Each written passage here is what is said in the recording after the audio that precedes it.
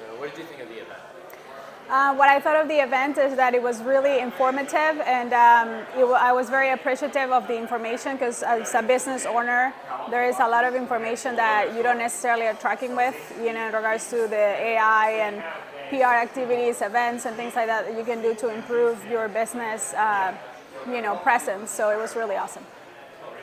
What did you think of the speaker? Did you think he was knowledgeable on what he was talking about?